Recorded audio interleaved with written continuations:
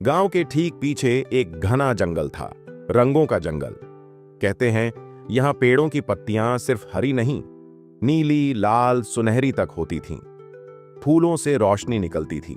पर एक सुबह पूरा जंगल काला सफेद हो गया, जैसे किसी ने उसकी सांसें चुरा ली हों। गांव में हड़कंप मच गया।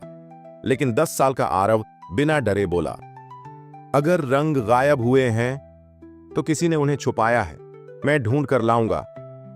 आरव एक छोटी सी लालटेन लेकर जंगल में दाखिल हुआ। पेड़ों की सरसराहट आज और भी डरी हुई लग रही थी। हवा में एक अजीब सी ठंडक थी, जैसे कोई देख रहा हो पर दिखाई न दे रहा हो।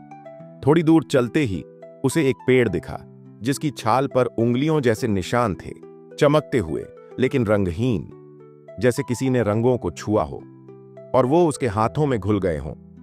आरव ने लालटेन आगे बढ़ाई। अचानक जमीन कांपी।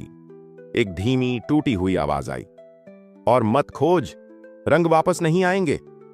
आरव घबरा गया पर रुका नहीं।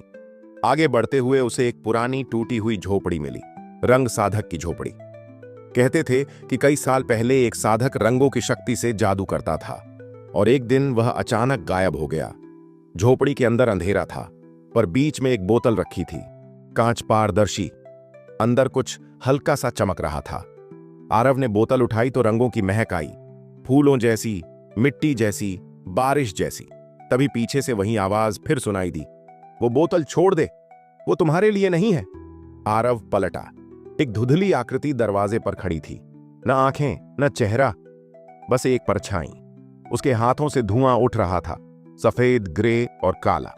आरव समझ गया, यही जंगल के रंग चुराने वाला था। परछाई बोली, रंगों ने मुझसे मुंह मोड़ लिया, अब मैं उन्हें कभी वापस नहीं जाने दूंगा। आरव ने बोतल मजबूती से पकड़ी। रंग किसी एक के नहीं होते, ये जंगल की सांस है, मैं इन्हें वापस ले जाऊंगा। उसने बोतल को जोर से खोला। एक तेज रोशनी निकली, जैसे इंद्रधनुष फट पड़ा हो। लाल, नीला, पीला, हरा, सारे रंग झोपड़ी में घूमने लगे। परछाई चीख पड़ी, नहीं, ये मेरी शक्ति है।